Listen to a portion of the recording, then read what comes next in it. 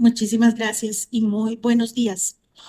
Eh, bueno, primero quiero agradecer a Monseñor, al Padre, a doña Deyanira por haberme invitado a participar en este espacio, pero además también para poder compartir algunas impresiones sobre la política costarricense en un año electoral. Y me permití realizar una presentación porque hay unos datos que quiero compartir y además de eso también algunas frases que a veces viéndolas se nos quedan más grabadas en la memoria. Esta política costarricense en un año electoral tiene que ser entendida en clave cristiana, pero también en clave ciudadana. No podemos ir por la vida simplemente cerrando los ojos o guardando silencio frente a una realidad que como esta nos impacta. Y entonces hablamos de cuál es el contexto en el que está desarrollándose la campaña electoral en esta oportunidad. Un contexto de desempleo, de subempleo, de precariedad laboral, de una profunda desigualdad y pobreza que tiene rostro de mujer, principalmente. Unas mujeres que tienen dificultades de acceder no solamente a trabajo digno y bien remunerado, sino que también tienen dificultades de acceder a otros espacios como el educativo, por ejemplo. Regiones desiguales con menos oportunidades de desarrollo y crecimiento económico, altos niveles de violencia y criminalidad como el narcotráfico, los homicidios y también los femicidios. Siguen estando las mujeres presentes ahí también, lamentablemente. Una recomposición de élites empresariales unidas con proyectos económicos neoliberales, que a pesar de que el actual gobernante hablaba de picos con corona, pareciera, según lo que se ha podido determinar en los últimos años, lo único que hizo fue cambiar la corona de cabeza. Impacto de fenómenos climáticos, migración y crisis humanitaria, crisis que afectan más a sectores vulnerables y que provoca desarraigo, exclusión, destrucción de los vínculos de solidaridad social y que eso tiene entonces además un impacto en el contexto político.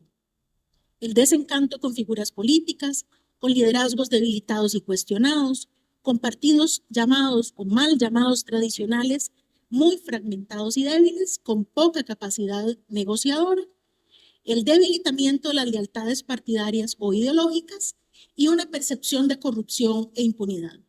Este sentimiento de descontento con distintas intensidades según sea la región sociodemográfica provoca sentimientos de enojo, de desconfianza y de revanchismo.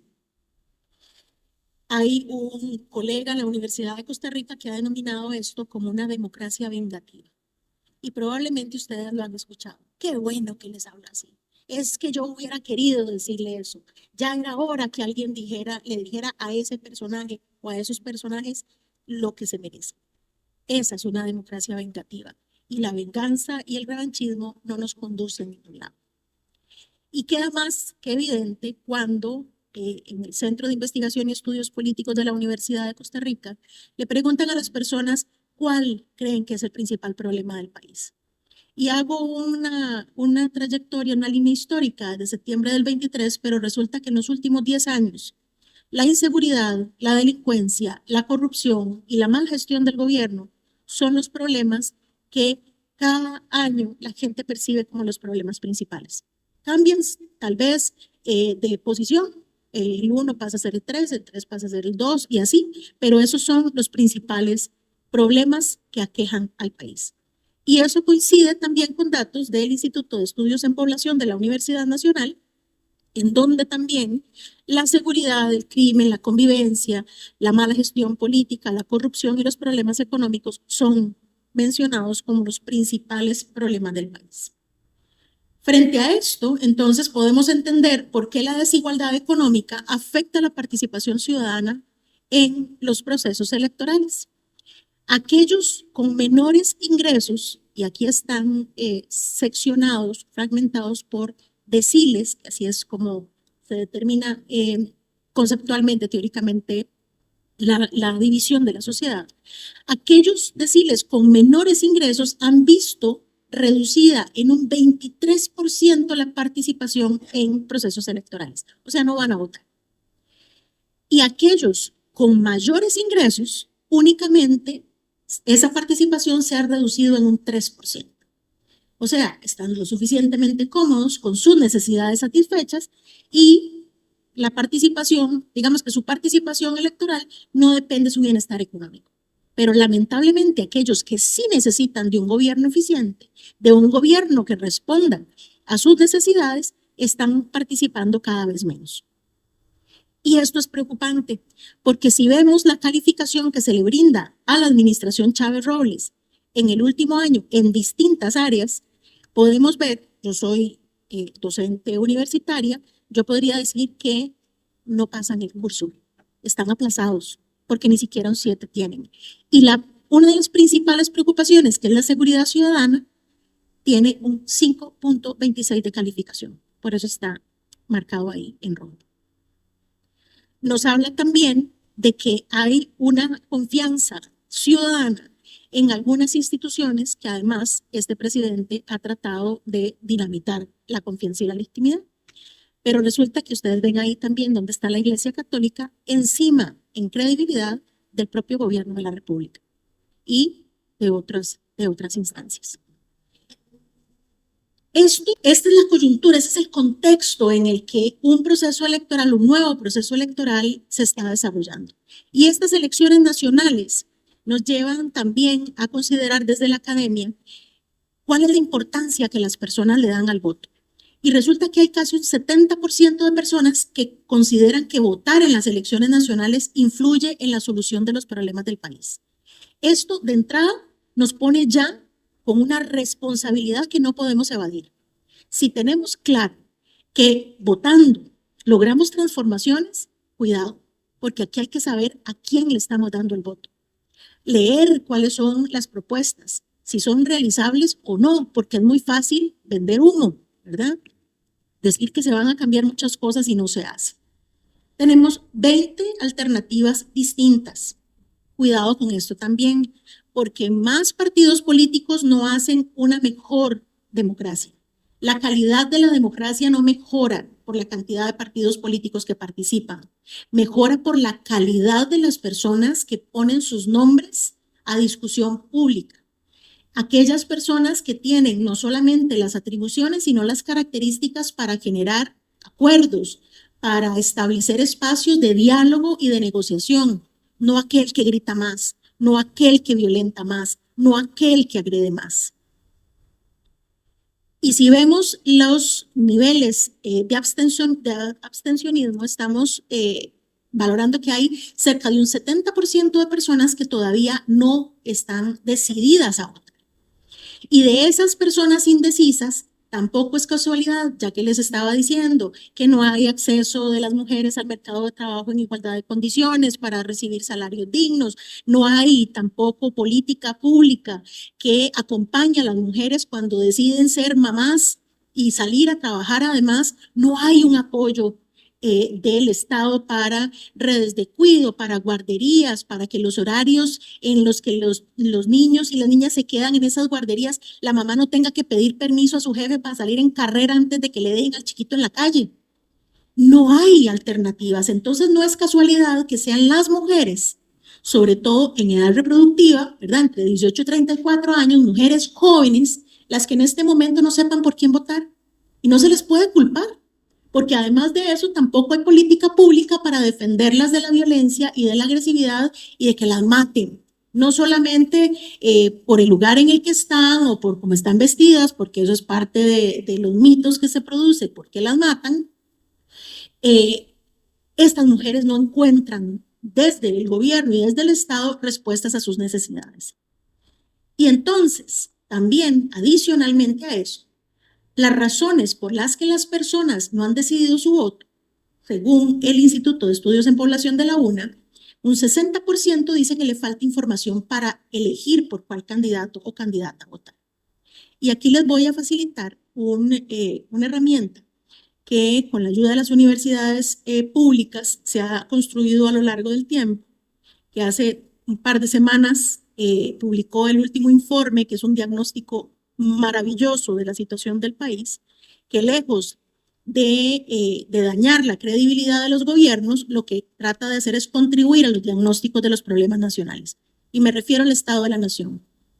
VotemosCR.com es una estrategia, una herramienta que lo que busca no solamente es poner al alcance de la ciudadanía la información de los partidos políticos y las propuestas de gobierno, sino que tiene una herramienta que es una especie de juego para saber cuáles de las candidaturas están más cercanas a lo que yo pienso y a lo que yo creo. Son 20 preguntas, ahí está el votómetro, ustedes nada más le dan clic en ese dispositivo, en ese cuadrito azul, y les lleva unas preguntas que deben de contestar sí o no. Esas preguntas ya fueron respondidas por las candidaturas. Al final, al responder todas esas 20 preguntas, les dan un porcentaje de similitud. Un 20% con tal candidatura, un 90% con aquella, y nos podemos dar cuenta que en la mayoría de los casos coincidimos en temas que son relevantes, que son fundamentales. Y luego también hay un espejo para contestar también qué tanta fraternidad y solidaridad tenemos como país y como comunidad. Dependiendo de las respuestas, entonces sabemos qué tan solidarios o solidarias somos con respecto a necesidades que tal vez no tenemos nosotros o nosotras puntualmente, pero sí gente que conocemos. Y entonces esa es una muy buena herramienta que les invito a visitar para que puedan también valorar qué tan cercanos están algunas de las propuestas. Cuidado, porque esta fragmentación y esta volatilidad electoral, o sea, que no sabemos por quién votar o que no tenemos claro todavía cuál es la candidatura o el partido político que más nos convence, habla más de necesidades insatisfechas que a veces son inteligentemente instrumentalizadas por los partidos políticos. Y entonces ustedes los van a escuchar a muchas candidaturas. Dios primero, tal cosa. Y es que gracias a Dios que tal cosa. Es que si la Virgen tal, ¿verdad? Eso es instrumentalizar la fe, porque están tratando de utilizar aquellas cosas que para nosotros son tan queridas, pero además que en la que creemos y que respetamos tanto, y están tratando de acercarse falsamente a las ideas y a las posiciones que nosotros tenemos con mucha claridad de lo que debe ser un país cristiano. La gente anda viendo cómo resolver sus problemas y sus preocupaciones. Por eso es que a veces pasan de un partido a otro sin detenerse a pensar en religión o ideologías. Y les doy un ejemplo. En Limón, por ejemplo, han pasado a votar por Liberación Nacional, por la Unidad Social Cristiana, que podríamos decir partidos de centro, ¿verdad? Más o menos, a votar por el Movimiento Libertario, mucho más a la derecha, con posiciones mucho más rígidas en cuanto a lo que el Estado no debería hacer, a votar por el Frente Amplio, un partido de izquierda, a votar por partidos religiosos como Nueva República y a votar por el populismo en las pasadas elecciones. Así de loco podríamos decir, ¿verdad? Desde la ciencia política no podemos, desde las ideologías no podemos entender ese comportamiento. Pero si lo hablamos desde el punto de vista de las necesidades, podemos entender entonces que lo que anda buscando la gente es quién le resuelve los problemas. ¿Cómo hacen para que alguien se detenga con claridad, con honestidad, con transparencia, para decir, ok, este problema es demasiado complejo para resolverlo solamente desde un lugar? Busquemos una mesa de diálogo, busquemos cómo afrontar ese problema. Y aquí no podemos olvidar algo que es importante. Primero, en el 2014, quien quedó electo presidente no estaba en los 2 primeros lugares de intención de voto. Era el cuarto. 4 años después, estaba en el 6º lugar, el que quedó presidente de la República. Hace 4 años, el señor Chávez tampoco lideraba la intención de voto. ¿Qué quiero decir con esto? Que probablemente quien sea presidente o presidenta de la República no sea necesariamente quienes están hoy en el primero o el segundo lugar, después de los indecisos, claramente. Esa indecisión es la que puede generar un cambio en la intención de voto en enero. Lo que hagan las candidaturas y sus partidos de aquí a enero es importantísimo para convencer a esa gente que todavía no se ha decidido de cambiar esa indecisión, de esa no tengo por quién votar, luego de una revisión detallada y de escuchar lo que están proponiendo. De nuevo, no nos dejemos guiar solamente por quien habla muy bonito. Pensemos en si esas propuestas que están señalando conducen a algo, o sea, están aterrizadas, podríamos decirlo más coloquialmente. Si están resolviendo algo o nada más dicen, sí, es que la pobreza y es que necesitamos más fuentes de trabajo. ¿Cómo? ¿Con qué? ¿Para qué? ¿Con qué sectores? ¿Cuáles son las propuestas? Y ustedes desde sus comunidades tienen muy claro cuáles son los problemas que más requieren solución. Las preferencias de las personas que quieren ver en la figura de un presidente o presidenta de la República con experiencia empresarial, con experiencia política, casi un 90% cada una, y que represente un cambio. ¿Qué significa el cambio? Lo hemos escuchado en las últimas 4 campañas electorales. A muestra un botón. Esta fue la del 2014. Costa Rica, elecciones por la continuidad y el cambio. Desde el 2014 estamos oyendo esa palabra una y otra vez. Ahora hay una que dice además la continuidad del cambio, que tampoco sabemos qué significa eso. ¿Cambiar qué? ¿Personas? ¿Actitudes? ¿Decisiones? Ojalá el cambio significara transformar la manera en la que estamos discutiendo, en la que estamos, que no estamos dialogando, que no estamos poniéndonos de acuerdo para resolver esos problemas de los que les hablaba al principio. Pero seguimos hablando de un cambio como un concepto vacío, o un concepto que no tiene ningún asidero real, no es práctico. Han cambiado de personas, de partidos políticos y las cosas siguen exactamente igual. Ese cambio tiene que conducir a algo. Qué pena porque creo que me voy a pasar unos minutos, pero es que quiero hablar aquí, que es parte de una solicitud además expresa. ¿Cuál es nuestra responsabilidad como católicos? Y aquí tenemos que pensar primero en el Señor de señores. ¿Dónde estaría Jesús? ¿Qué estaría diciendo? ¿Estaría callado? Allá escondido. Mejor no digo nada para no ofender. Mejor no hablo para, ¿verdad? Es que mejor, si yo voy a decir algo, Jesús no era ese. Jesús decía, y bueno, el que le caía el guante, como decimos, ¿verdad? Y a veces el Señor era, pero lapidario, y era duro, y era firme, pero además consecuente, porque él sabía que lo que estaba diciendo iba a impactar muy duramente. Y bueno, terminó como ya sabemos que terminó, porque evidentemente a los grupos de poder y a los grupos políticos de la época no les gustaba que le estuviera diciendo. Como el ejemplo que nos dieron nuestros señores obispos esta semana, enmendando la plana y diciéndole, nosotros no vamos a caer en provocaciones porque la Iglesia Católica no está del lado de la violencia. Entonces, nuestra responsabilidad como católicos pasa por recordar esto que además tan sabiamente nos señalará Jesús. Somos sal y somos luz. Y la luz nos esconde. Y si hacemos la comida, por cierto, quien hizo los tamales estaban deliciosos y tenían el punto de sal perfecto. ¿Qué pasa cuando se nos pasa de sal o cuando no le ponemos sal a la comida? Lo mismo pasa con nosotros, como católicos.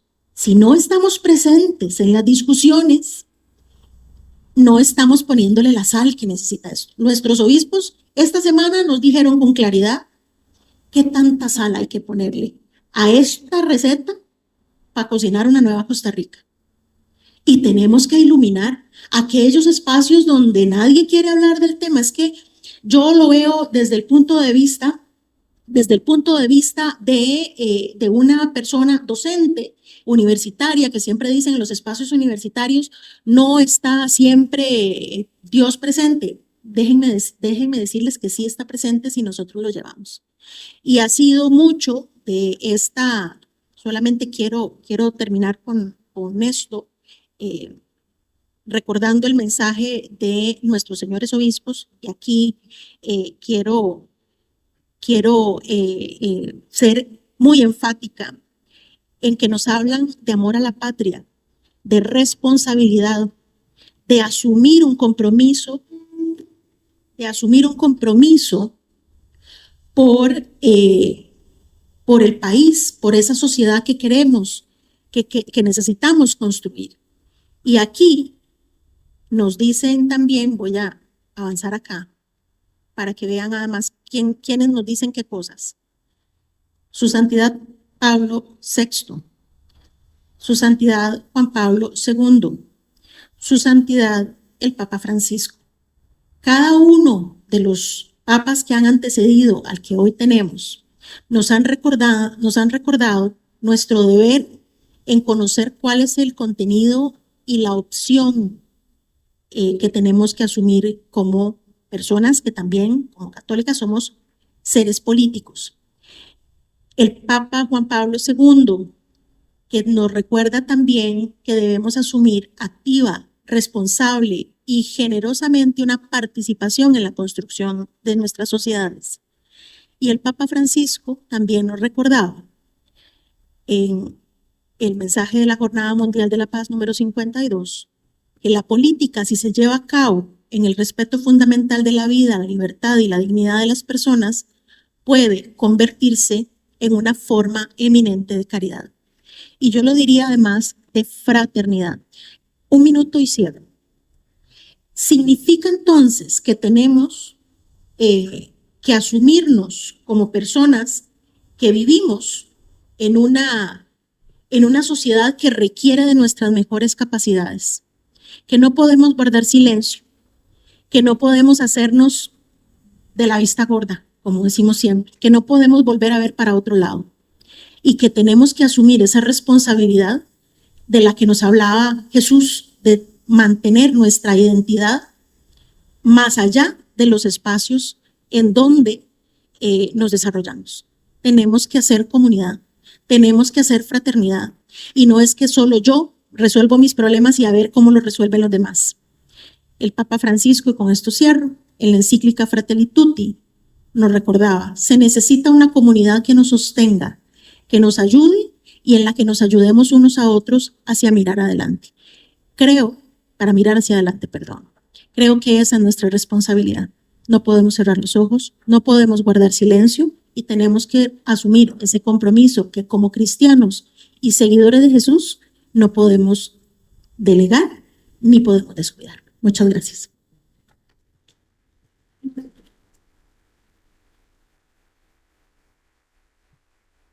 Muchas gracias a la politóloga Artavia Medrano. Muy interesante, dos cosas para reflexionar.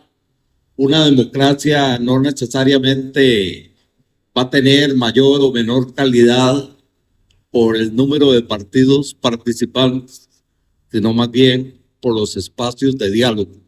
Y hablando de diálogo, precisamente por eso estamos aquí. A continuación, el presbítero Edwin Aguilar Miller queda con ustedes en el uso de la palabra por 20 minutos. Muchas gracias. Bueno, muchísimas gracias. Solo precisar Aguiluz Millán. Aguiluz. Sí. Bueno, entonces, no se preocupe. Otro, me cambiaron me rebautizaron. Sí, no lo claro para la comunidad, que ya algunos nos conocemos. Bueno, muchas gracias, ¿verdad? A Monseñor, al Padre Marquitos, a todo el equipo de Pastoral Social Cáritas de esta diócesis tan querida y en la que yo siempre me he sentido muy, muy en casa por todas las veces que he tenido el gran honor de ser invitado a participar en actividades y procesos. Entonces me han comentado el tema de roteros políticos para la construcción de la democracia participativa y el Estado social de derecho. Bueno, es un tema grande, importante, y tenemos son 20 minutos menos 2 que ya me cogí. Entonces, bien, pero entonces solo voy a hacer unas breves evocaciones del magisterio, y quisiera hoy mostrar un cómo, entre otros, a ustedes como agentes de pastoral social, una propuesta concreta de democracia participativa, ¿verdad? Porque podemos quedarnos muy en el campo de los principios. Bueno, primero que todo, y resumiendo, el magisterio de la Iglesia insiste mucho en un principio fundamental que se llama la participación. Si ustedes conocen, me imagino que sí, el compendio de la doctrina social de la Iglesia, que ese es, se puede acceder desde el sitio web del Vaticano. Van a encontrar ahí, nada más hacen una búsqueda hasta que llegan a un apartado que se llama participación. Ahí van a ver, es un apartado breve, y ahí van a ver desglosado ese principio de participación, que tiene que ver con dos cosas. Uno, expone el compendio, el principio de subsidiariedad, el principio fundamental de la doctrina social de la Iglesia. ¿Y qué significa ese principio? Ese principio significa que instancias superiores, por ejemplo un gobierno, no puede determinar ni subyugar a las instancias, digamos, inferiores, en el sentido más pequeñas o subordinadas. De tal manera que los ciudadanos no podemos ser absorbidos ni disminuidos en nuestra actuación y en nuestras decisiones por un poder, aun cuando nosotros le hayamos dado nuestra delegación. Entonces tenemos el deber de participar. Y también se refiere a la democracia. Además de lo que dice el compendio, el documento de Aparecida, ¿se acuerdan ustedes? Esa importantísima conferencia del episcopado latinoamericano y caribeño, uno de cuyos grandes artífices fue el Papa Francisco, siendo el cardenal Bergoglio, arzobispo de Buenos Aires. Ahí se dice claramente que la democracia no se puede restringir a sus aspectos formales, es decir, al derecho al sufragio. Es importante, por ahí comienza, pero no es solo eso. A la delegación, en el sentido que si yo elijo es porque estoy delegando el poder del pueblo, eso es democracia, delego, ¿verdad? En la administración de nuestro poder a unas personas para que administren el Estado. Entonces, no se puede limitar a procesos puramente electorales, formales y representativos. Es decir, supuestamente yo elijo a mis representantes. No se puede limitar a eso. Entonces, Aparecida nos habla de la necesidad de una democracia participativa. Eso es muy importante. El proceso de sufragio no significa un cheque en blanco, de ninguna manera. Justamente, y los que vean el Eco Católico, pues que lástima, ¿verdad? Que el Eco Católico no es de acceso abierto, pero el padre Marquito les podría compartir el comunicado que sacó por delegación de los obispos la Pastoral Social Cáritas esta semana en apoyo a los agricultores, hoy tan dignamente y bien representados por nuestro gran amigo y compañero José Oviedo, miembro del grupo de los liderazgos de las más grandes organizaciones del sector agricultor de este país. Entonces, justamente en ese comunicado defendíamos, y hablo en plural porque yo fui delegado, ¿verdad?, para ese efecto, pero estamos hablando desde la instancia de la Pastoral Social Cáritas como departamento de la Conferencia Episcopal, en relación con la última marcha de los campesinos, de los agricultores. ahí decíamos esto: defendemos su derecho a manifestarse, porque ha sido cuestionado, ¿verdad?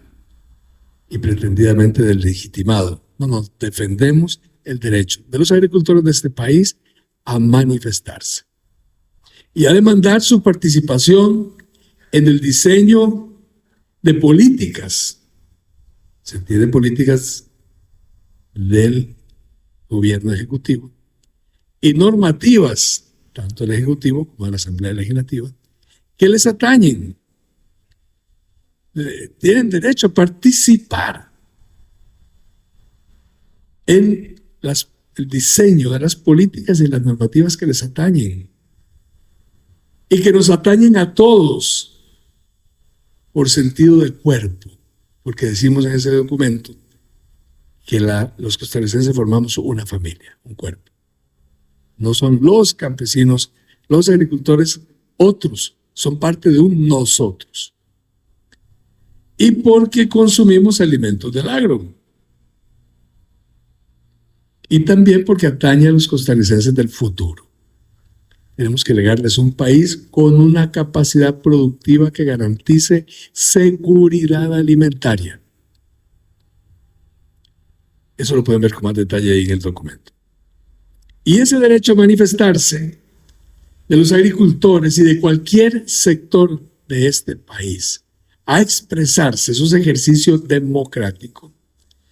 Decimos, es parte del ejercicio de nuestra democracia, ese derecho a manifestarse, que debe ser participativo y no meramente formal, limitada al sufragio. El mensaje, y recordamos ahí esto nos han recordado los obispos, una cita del Papa San Juan Pablo II. Ahí dice el Papa: la Iglesia aprecia el sistema de la democracia en la medida en que asegura la participación de los ciudadanos en opciones políticas y garantiza a los gobernados la posibilidad de elegir y, oigan, controlar a sus propios gobernantes. Elegir y controlar. Eso nos enseña la doctrina social de la Iglesia, que es una propuesta de la Iglesia, no solo a los católicos, sino su propuesta ética al mundo. Hay muchos pensamientos, la Iglesia pone el suyo también. Hay muchas maneras de entender la democracia, de entender la política, muchas diríamos filosofías. Bueno, la Iglesia hace su propuesta también. La propone, no la impone.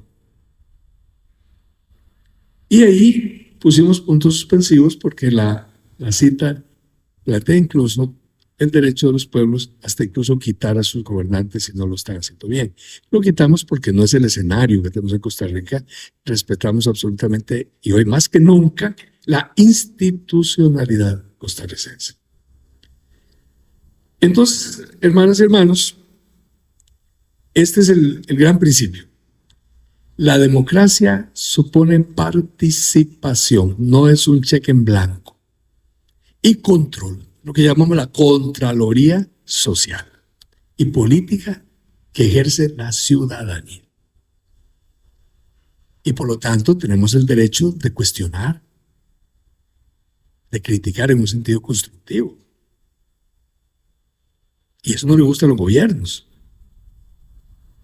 A veces escuchamos al señor presidente decir que tal medio me critica. Entonces lo que él está cuestionando es el derecho a criticar. No, puede responder a las críticas que se le hacen, por supuesto, pero nunca cuestionar el derecho a criticar en el sentido de tener una posición, para la redundancia, crítica. Es un deber ciudadano. No podemos renunciar a ese derecho. Control. Y así como los diputados ejercen control político, los ciudadanos debemos ejercer control político de los tres poderes. No solo es un derecho, es un deber. Entonces yo creo que esta es la base de lo que yo les quería plantear, recordar esto, porque estamos a las puertas de unas elecciones, del ejercicio del sufragio. Y no podemos ir nada más a firmar cheques en blanco. La democracia, eso es un derecho que y es un deber, pero también supone entonces un ejercicio permanente durante los 4 años de gestión, ya sea del Poder Ejecutivo, del Poder Legislativo, y eso es lo que voy a ir ahora al final, también de los gobiernos locales, que también supone el ejercicio democrático. Entonces, ese es como digo, el primer punto que quería señalar. Ahora, ¿cómo se ejerce ese control? ¿Cómo el que encarga la administración del Estado vela para ser bien administrado? Porque esto es como digamos en una empresa, ¿verdad? La empresa contrata un gerente, pero está controlándolo, ¿verdad? Lo está supervisando. Entonces nosotros somos los que delegamos a quienes pretendemos que nos representen, ¿verdad? Entonces nosotros tenemos el deber, insisto, de llevar un control. Bueno, hay muchas formas. Uno es hacer oír nuestra voz. Por eso decíamos el caso de los agricultores, que vienen clamando, y esto no es de ahora, es de hace años, en más décadas, en las que se optó por un modelo de agricultura que en su momento se llamó la agricultura de cambio. Presionado el país, inicialmente presionado el país por organismos financieros con los que teníamos grandes deudas y nos impusieron un cambio en nuestra agricultura, que supuso desmantelar nuestra capacidad de producir los principales alimentos que nos comíamos para importarlos supuestamente más baratos, a costa de que se fuera desmantelando todo el aparato productivo. Desde entonces vienen los agricultores sufriendo. Y es un sector que va de picada, tanto en cuanto a áreas cultivadas como en cuanto a ocupación y personas ocupadas pues, en ese campo. Ya cuando se dio una marcha anterior, que fue, no sé, el año pasado o antepasado, el año antepasado, esa marcha a la que el presidente llamó la marcha de Chop Suey, ¿verdad? Y vieron que a mí me gustó que lo hicieran. ¿Por qué? Porque era alusión a que los campesinos no están solos, a que otros sectores se lanzan en la calle con los campesinos, y eso es algo bueno. No podemos ir con esa fragmentación y somos un solo pueblo, un solo cuerpo. Y eso me gustó. De hecho, hay muchos sectores que ya acompañan a los agricultores, porque no son otros, son parte de nosotros. Y porque la capacidad del país en términos de seguridad alimentaria, repito, nos atañen a todos los que comemos arroz y frijoles, ¿verdad? Y también a las generaciones futuras. Tenemos que garantizarles un país que sea suficientemente robusto para, si no todo, pues es prácticamente imposible, sí poder en gran parte alimentarse en el escenario de crisis complejas, como puede ser una crisis de transporte de alimentos, la famosa crisis, por ejemplo, de los contenedores, como pueden ser guerras, como pueden ser sequías grandes en países productores, políticas de cierre de fronteras en cuanto a exportación, etcétera. Puede pasar nuestro pueblo en el futuro hambre cuando grandes especuladores del mercado, como pasó en el 2008 en el mundo, ¿verdad? Creen una crisis de acceso por elevadísimos precios a los alimentos. Entonces, en esa ocasión también la Pastoral Social, presidida por Monseñor José Rafael Quirós, y este servidor, en nombre de la Pastoral Social, suscribimos también el mismo derecho y lo venimos haciendo. No han sido críticas, ¿verdad? Ahora que decía el presidente, dijo recientemente que Monseñor le iba criticando. Yo no recuerdo una crítica que públicamente haya dicho Monseñor Quirós, sino que hay posiciones que se mantienen que sí son divergentes con algunas decisiones del gobierno, como por ejemplo en este tema de agricultura y de apoyo a los agricultores. como por ejemplo en temas de no estar de acuerdo con la jornada laboral de 12 horas, llamada 4x3, que yo le llamo 4x2, porque hay un día que por sí es libre, ¿verdad? Entonces no debería contar por todas las implicaciones que tiene, y especialmente ahora que doña Argentina hablaba del tema de la participación de la mujer en el mercado laboral, ¿verdad? Supone también un gran atropello y limitación de la participación por razones que ahorita no puedo ahondar. Entonces, por un lado, es el derecho a hablar, a manifestarse, a opinar, a incidir. Es otro tema fundamental de la participación, la incidencia política, incidir en la capacidad de influir. Y es un deber de la Iglesia en la formulación de políticas públicas y de normativas legales. Me quedan 3 minutos. Bueno, entonces finalmente la propuesta concreta que les iba a hacer. Vean. Y esto es algo que con el padre Marquitos, ¿verdad? Ya veremos en su momento, pero que esperamos arrancar pronto. Es un programa de participación democrática en el ámbito municipal. También son gobiernos, también es gobierno local y también es lugar al que le atañe la democracia y en el que se ejerce la democracia. Nosotros ya hemos empezado a tener algunas experiencias, a impulsar desde Cáritas una línea de trabajo de la pastoral social, y ustedes son agentes de pastoral social, saben que el grueso, no todo, pero el grueso de la pastoral social en nuestra Costa Rica y en muchos otros lugares consiste en algo fundamental y a lo que no podemos renunciar, que es la solidaridad asistencial con las personas que están pasando hambre en este país. Y precisamente ayer, el padre Marquitos lo puede compartir, su servidor publicó un trabajo que se llama Hambre y Pobreza en Costa Rica, donde van a poder ver algunos indicadores. Y la pastoral social lo sabe, sin ver estadísticas, porque ustedes, hermanos y hermanas, saben la gente que la está pellejeando y viendo fea, incluso para comer, y que necesitan auxilio alimentario, una bolsa de alimentos. Pero no solo eso. Y también queremos trabajar, entonces, en la incidencia comunal y municipal. El gobierno municipal, ¿cómo le llego yo ahí? Si cuesta pensar en el gobierno de la República, imagínense ustedes aún en los gobiernos municipales, porque ¿cómo incido yo ahí? Entonces el régimen municipal, sin embargo, tiene unas estructuras muy interesantes. El Código Municipal establece el principio de participación ciudadana, y eso lo tenemos que rescatar. La instancia más tangible para nosotros es lo que se llaman los consejos de distrito.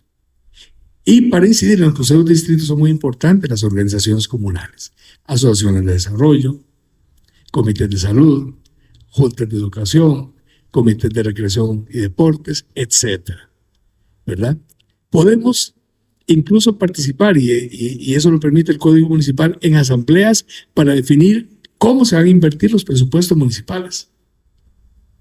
En la parroquia en la que yo estoy ahora y en la que estuve antes, la Natividad de la Santísima Virgen María en Oruca y ahora en San Cayetano, hemos participado en esos procesos. Entonces, hay muchos católicos que tienen vocación comunal y que participan en instancias comunales. Y lo que queremos es empezar a capacitarnos para conocer todos los instrumentos y mecanismos que nos brinda el ordenamiento jurídico del régimen municipal para participar, controlar y también incluso determinar líneas administrativas, presupuestarias y demás en los gobiernos locales. Les voy a pedir que entonces estar atentos y atentas, ojalá que podamos hacer camino en ese sentido, en esta diócesis tan comprometida y tan con una pastoral social tan viva, ¿verdad? Que realmente a mí me motiva muchísimo cada vez que veo cómo va caminando esta diócesis en ese sentido. Muchas gracias.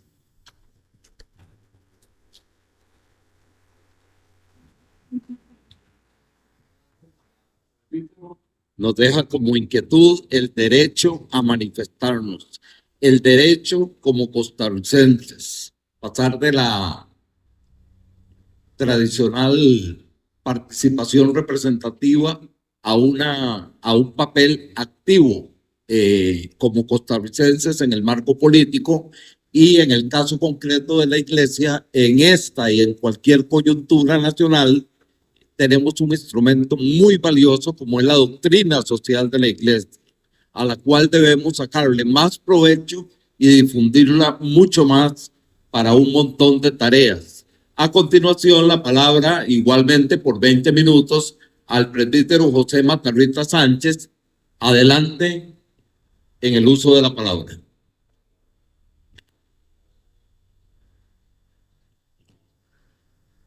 Muchas gracias, don Nelson. Muy buenos días, hermanos y hermanas. Me complace mucho dirigirme a ustedes y a quienes nos siguen por las distintas plataformas.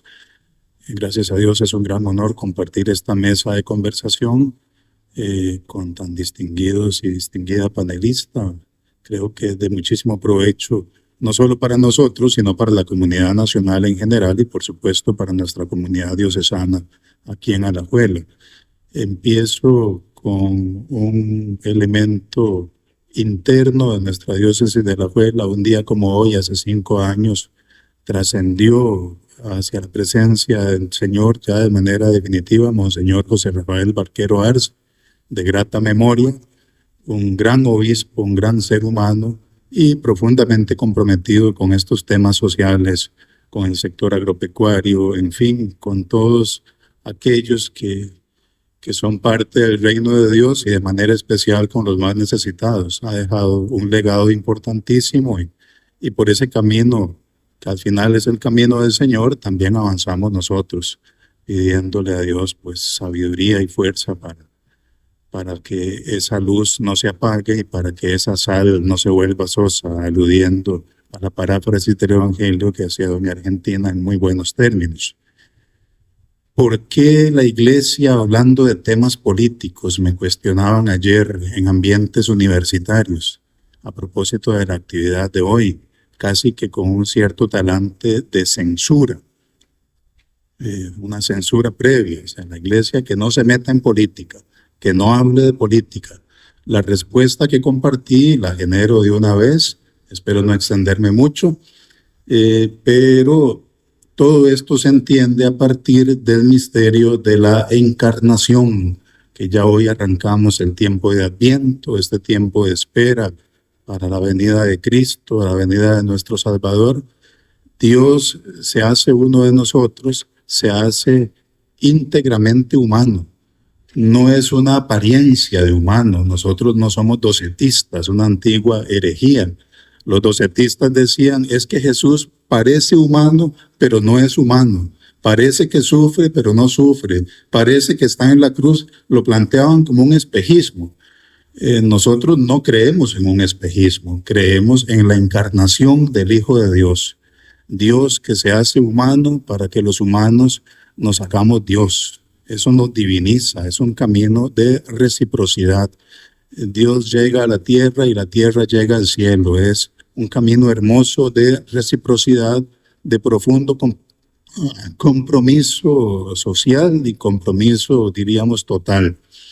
Además del misterio de la encarnación, pues pasamos por todo el ministerio público de Jesús, llegando claramente a la pasión, a la muerte y a la resurrección. Encontrarnos con ese Cristo histórico, ese Cristo vivo que sufre, que padece, que está para todos y de manera especial para los que más sufren, para los marginados, y aquí vale la pena hacer un apéndice, no solo para los marginados, también para los excluidos, porque apegándonos al lenguaje, el marginado por lo menos está a la orilla, pero ya Costa Rica tiene excluidos desde hace mucho tiempo, desde hace mucho, no es un asunto de hoy, y el mundo ni qué decir. Entonces, la iglesia se involucra como un ente histórico que parte de un Cristo, de un Jesús histórico, en un tema también histórico. En la política, diríamos con mayúscula. Ciertamente no nos corresponde hacer política partidaria, es decir, vote por este o vote por aquel, pero sí nos corresponde, por una ética cristiana, ser conciencia lúcida, parafraseando a aquel gran costarricense, el señor Facio. Nos corresponde ser conciencia lúcida para que la gente, creyente y no creyente, cualquier hombre, cualquier mujer de buena voluntad, pueda orientar su voto con la lucidez de orientarse hacia el bien común. No estamos aquí hoy entonces para decirles por quién votar, pero sí con la ayuda del Señor para iluminar el camino que recorremos juntos, como ha quedado clarísimo en los comunicados de la conferencia episcopal de esta semana. No estamos aquí para pedir privilegios ni para pelear por privilegios, sino para buscar un camino orientado, como ya decíamos, hacia el bien común. La doctrina social de la Iglesia, como bien lo ha dicho el padre Aguiluz, pues es una ruta posible de las tantas que hay. La doctrina social de la Iglesia que hunde sus raíces en la Sagrada Escritura, tiene una fundamentación bíblica, como ya lo hemos dicho en minutos atrás, partiendo desde este gran misterio de la encarnación. La doctrina social de la Iglesia, que también hunde raíces en temas magisteriales, las enseñanzas de los papas, incluso también enseñanzas del magisterio ordinario de los obispos en sus respectivas diócesis y conferencias episcopales. Y también la doctrina social de la Iglesia, que tiene elementos de profundo arraigo en la tradición, la patrística, por ejemplo, todo lo que nos han enseñado los santos padres, los padres de la Iglesia, en materia de fe cristiana y compromiso social. Y hablaremos rápidamente de los 4 principios de los que emergen múltiples principios complementarios. La dignidad humana. El orden no importa, pero quiero comenzar por la dignidad humana, uno de los principios de la doctrina social de la Iglesia. Las cosas tienen valor, hermanos y hermanas. Todas las cosas, los objetos tienen valor, son objeto de comercio entre los hombres, como diríamos en derecho de contratos o en derecho comercial. Se cambian, se venden, se compran, qué sé yo, se alquilan, pero las personas tenemos dignidad y la dignidad no se negocia. La dignidad no es un objeto del mercado. La dignidad humana tiene que estar allí siempre en lo más alto, porque es un don que Dios le ha dado a todo ser humano, no solo al creyente. También aquel que no cree tiene dignidad. Entonces, este principio no lo podemos soslayar en una coyuntura como la actual. El principio del bien común. El bien común, tal como lo plantea y lo entiende la Iglesia, que va más allá del individualismo, que ciertamente parte de una responsabilidad personal, porque no nos inhibe ni nos disculpa de la responsabilidad personal, pero nos impulsa, nos dinamiza hacia ese bien común. Podría decirme a alguien con justa razón, es una utopía. A lo mejor tiene grandes elementos utópicos, pero si renunciamos al bien común como sociedad, como individuos y como especie, estaríamos experimentando una involución, una tremenda involución. Antes de la existencia de la Caja Costarricense de Seguro Social, la esperanza de vida de un costarricense promedio no llegaba ni a los 50 años. O sea que yo ya estaría in articulo mortis en este momento. Sí. Y muchos de aquí ya serían una memoria, ¿verdad? Entonces, se entiende lo que les digo cuando les planteo que el bien común, aunque tuviese elementos de utopía, renunciar a esta utopía es renunciar a la dignidad humana y es renunciar a principios sagrados de la vida de todo ser humano. El principio de subsidiariedad que nos apunta, como también ya lo planteaba el padre Aguiluz, a ¿por qué no? Partir de la familia, de esos pequeños grupos, de los gobiernos locales, de las organizaciones comunales. No todo tiene que ser resuelto desde arriba. Hay que distribuir responsabilidades y organizarnos desde las pequeñas organizaciones, partiendo de la familia como ese núcleo central de la sociedad, como ese elemento por excelencia, esa célula fundamental que le da vida a la sociedad. Y por supuesto el principio de solidaridad. Sin solidaridad no mereceríamos llamarnos civilizados. Y sin alguno de estos otros principios que hemos mencionado, recapitulando ya para ir haciendo el cierre: dignidad humana, bien común, subsidiariedad y solidaridad. En medio de todo esto, ya a las puertas de un proceso electoral, entonces tenemos que ser muy cuidadosos, lo digo desde el horizonte de la doctrina social de la Iglesia, muy cuidadosos con las narrativas. El mundo se maneja por narrativas, miente, que algo queda. Ya desde tiempos de Voltaire se hablaba de esto, y hoy en un mundo de redes, en un mundo interconectado, esta cuestión ha adquirido mucho peso. Ya desde la Grecia clásica existían los psicofantes, que eran mentirosos y difamadores a sueldo. Hoy les llamamos troles, ¿verdad? Pero ya los griegos en la antigüedad tenían estas figuras. Dígame a quién hay que desacreditar, a quién hay que calumniar, págueme y yo lo hago en la plaza pública o qué sé yo. Los psicofantes, una forma elegante de hablar hoy de los troles, que ya eso es despreciable. Pero bueno, han existido desde siempre.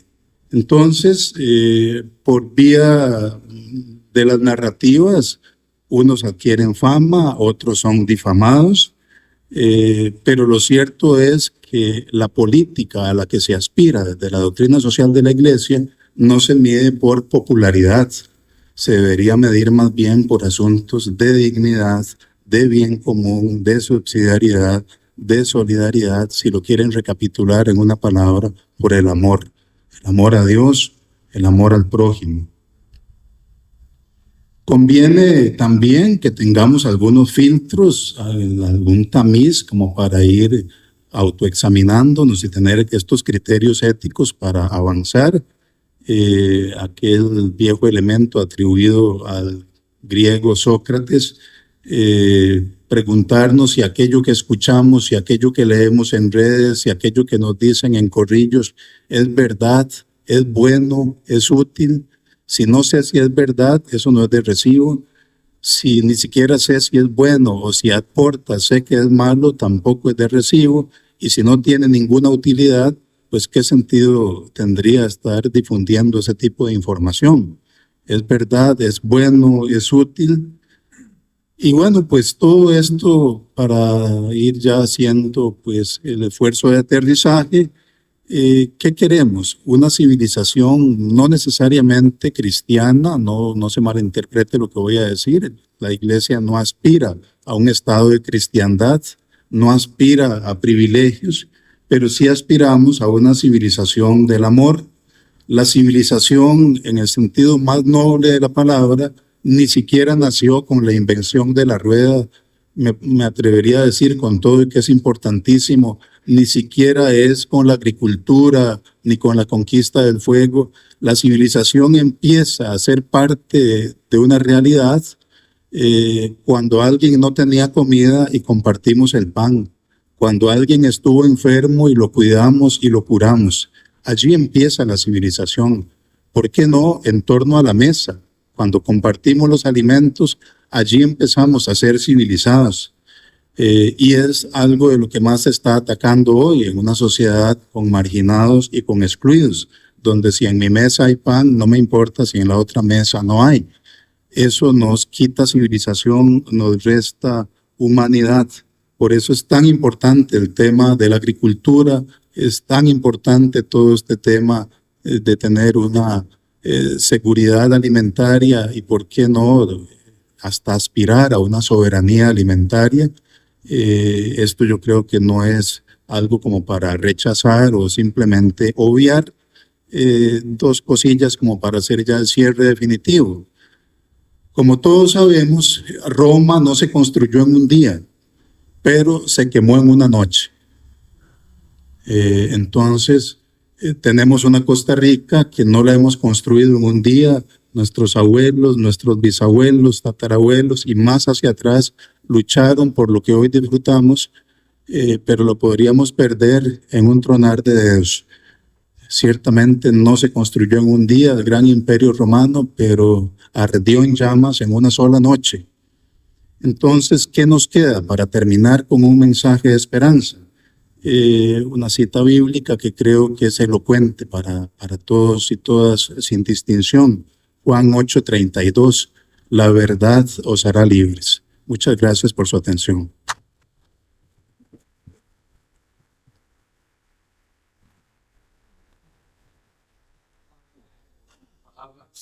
Muy interesante la reflexión de pensar en un Cristo vivo en función de los que más sufren y la iglesia como institución, como actor en nuestra sociedad, con el derecho de hacer conciencia de un proceso como el que afrontamos, siempre que no se incurra en una política partidista, sino en fomentar la conciencia nacional que tanto necesitamos frente a los problemas que sufrimos a diario y que necesitamos solventar de alguna manera, con base en dos principios, como dijo el padre, en la dignidad que no se negocia y en el principio elemental de la solidaridad que viene muy directo al plano del cristianismo.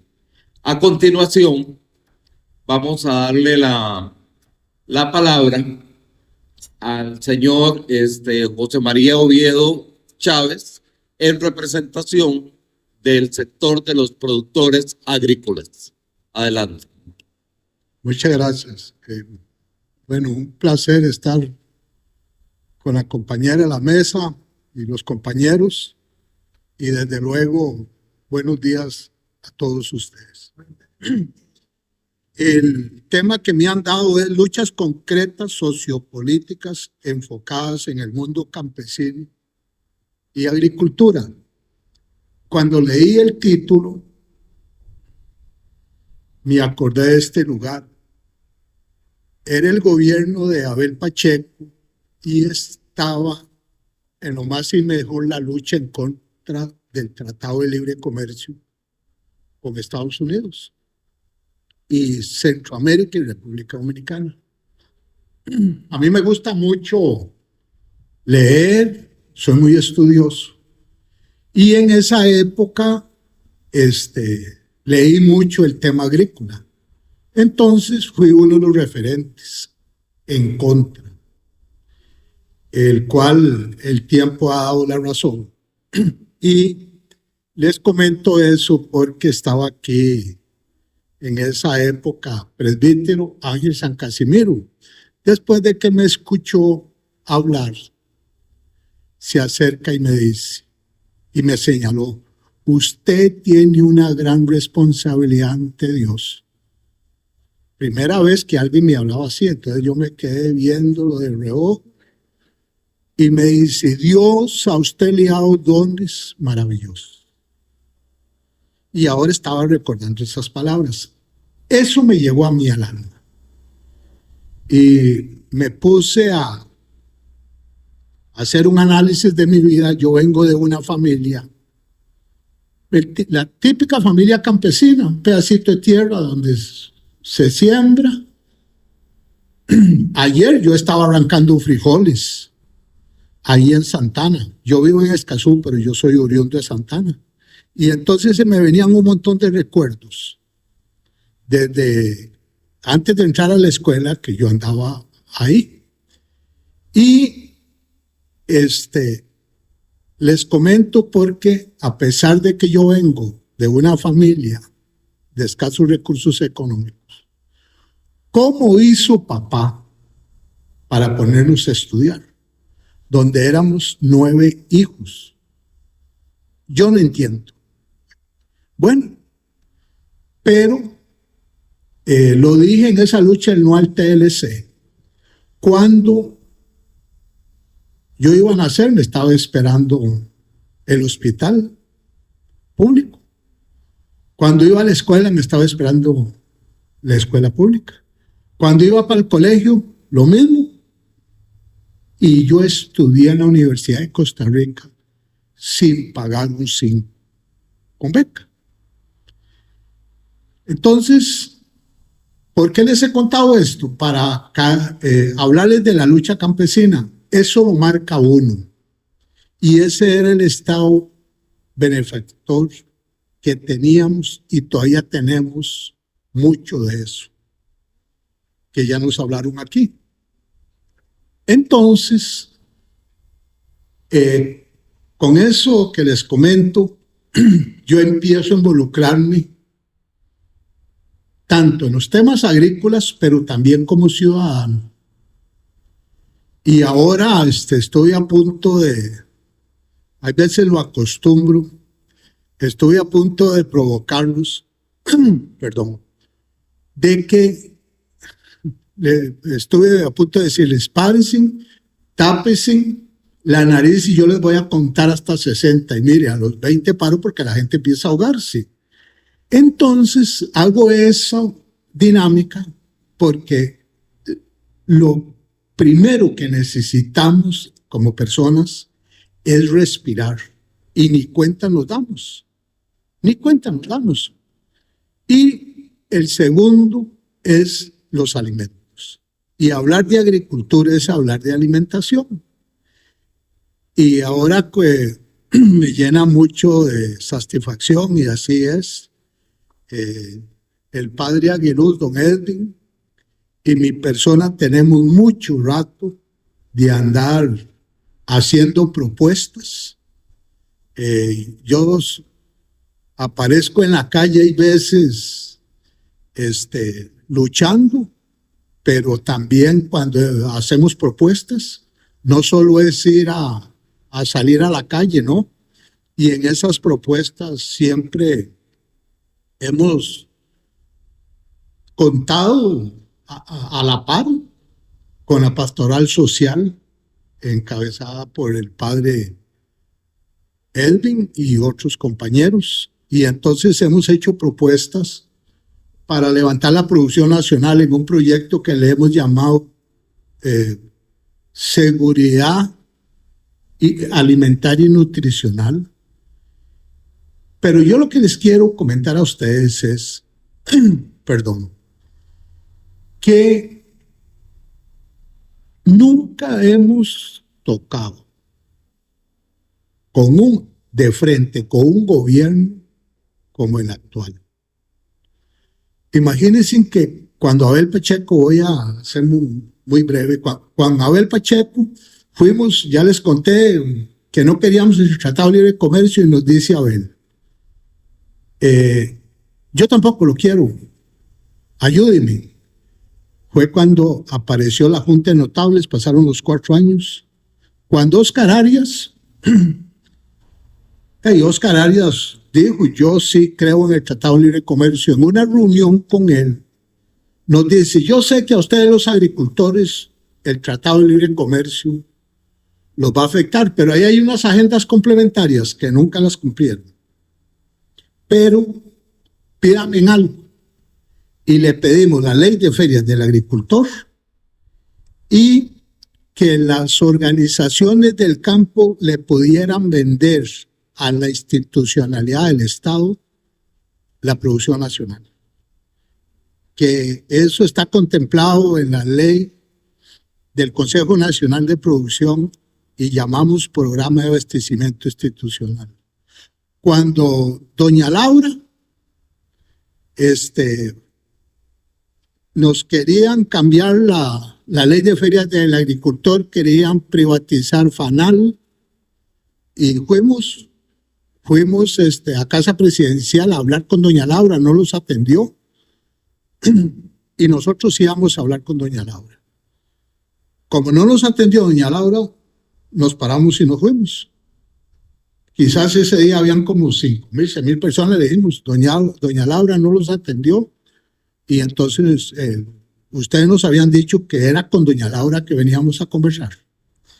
Y a los 22 días, que desde ahí empecé a quererlo mucho, me llama Carlos Roverse y me dice, Oviedo, búsquese unos 3 dirigentes de su confianza y vamos a conversar.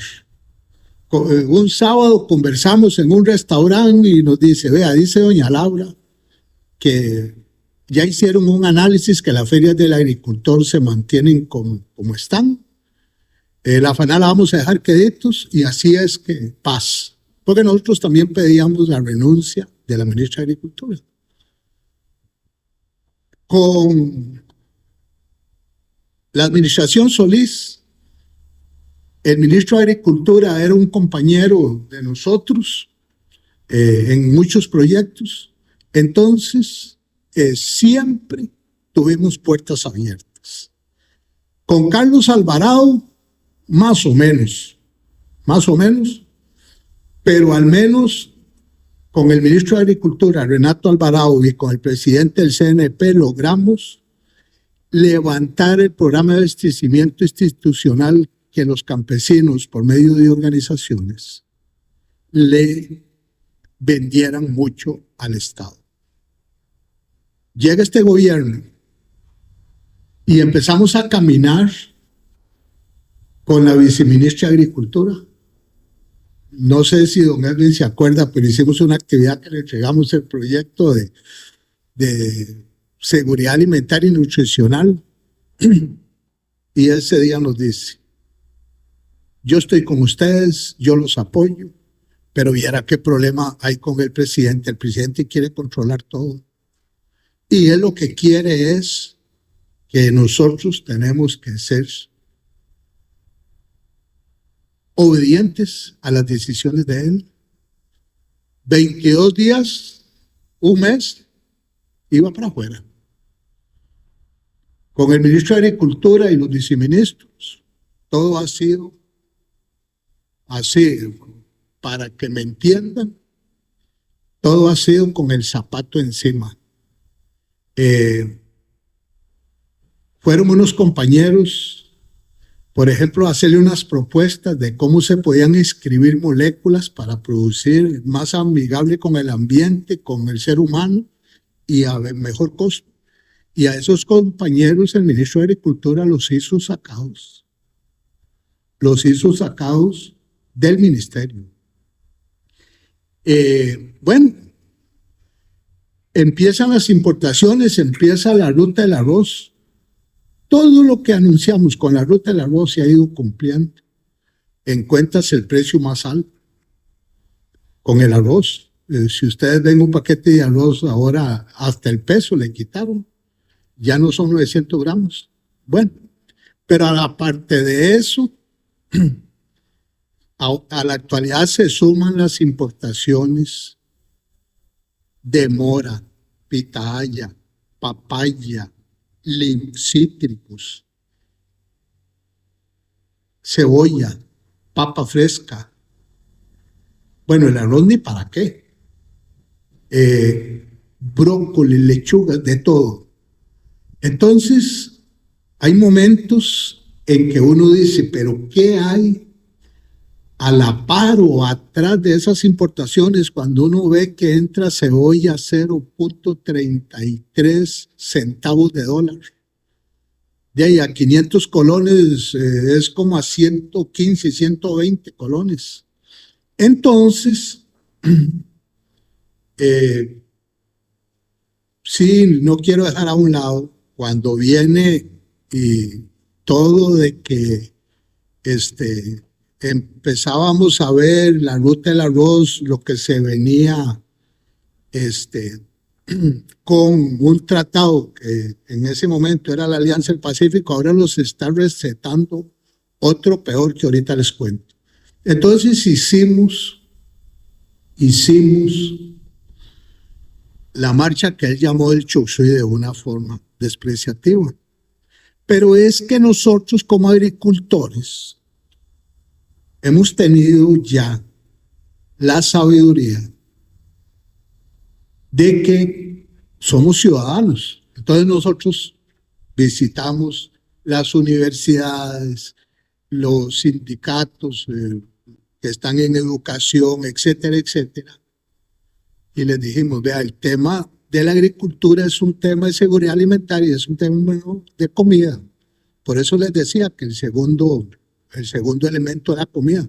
Y cuando hablamos de agricultura estamos hablando de los que arrimamos la comida a la mesa en gran parte.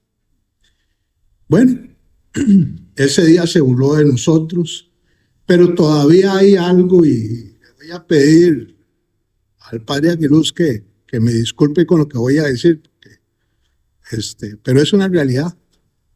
Nosotros, como ya sabíamos cómo él se venía comportando con nosotros, entonces nos valimos de Monseñor José Rafael Quirós Quirós para que le llevara una carta que nosotros le queríamos entregar para que nos atendiera, para entrar en un diálogo efectivo. ¿Se acuerda, padre, se acuerda que usted la recibió a un costado de la catedral?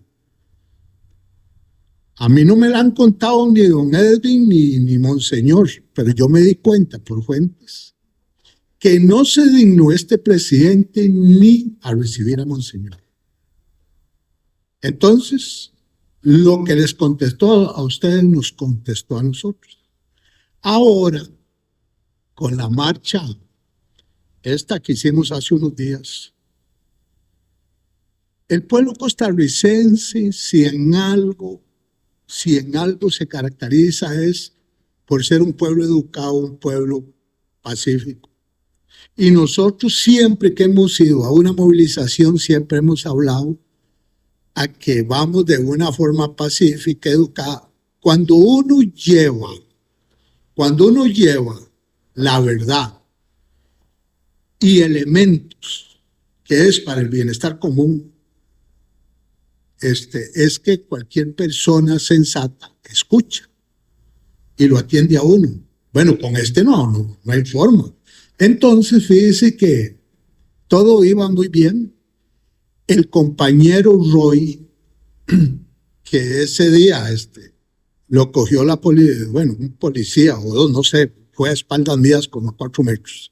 Es un compañero que es miembro de nuestra organización, es un campesinito de Acosta, una persona muy pobre y además muy involucrado en la parroquia de Acosta.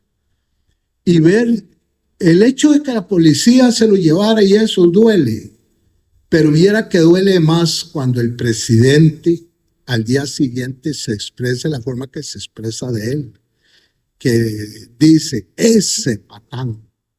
Y eso le llega a uno en el alma, Bueno, es parte de la lucha que hemos estado. Y nosotros sí estamos visualizando, una vez más, porque siempre lo hemos hecho, de que aquí pueden poner las cárceles que quieran, como la que anuncia este gobierno y doña Laura Fernández, pero aquí pasa por darle oportunidades a la juventud, por darle oportunidades a los que estudian y a los que no estudian, y entre esos que no estudian está la gente de la zona rural, que muchas veces por las condiciones económicas o las condiciones también de cultura, porque los que somos hijos de una familia campesina traemos por lo general el sentimiento de la producción. Entonces, cuando uno ve que no hay en estos momentos las condiciones para quedarse en el campo, para educarse, ¿en qué caen muchos nuestros jóvenes? En el lavado, en las drogas y en la muerte. Y termino con esto. Decía mi tocayo de los excluidos. Ayer empecé a leer lo que hablaba Edwin Aguiluz y los invito a que lo lean del documento. Y cuando yo leo ahí que hay 7,000 personas en estado de indigencia, vean, eso es alarmante. El jueves caminé ahí por alrededor del San Juan de Dios, conté 10 personas ahí en 200 metros botados. Y ¿sabe qué es lo peor? Lo peor es que cada vez que se va eliminando una familia campesina, se le elimina el acceso a alimentos a mucha gente. ¿Por qué? Hay que ir a la Feria del Agricultor un domingo después de las 12 del día para ver la cantidad de gente que llevan los alimentos, porque los agricultores los regalan, porque están malos. Por eso es que vemos tantas indigencias alrededor de los mercados, porque es una de las formas de que mucha gente come. Y a medida que nos van eliminando, también nos van centrando en que compremos en los supermercados. Y estos prefieren botar la mercadería que dársela a un semejante. Y yo soy de este criterio y nosotros, por respeto, no les podemos decir a la gente por quién vote. Pero no podemos seguir con la continuación de la gente afines a este gobierno. Y como el tema es agrícola, no les hemos hablado del anuncio que nos han hecho de perder las garantías individuales que dan nuestra Constitución. Y eso es muy grave. Muchas gracias.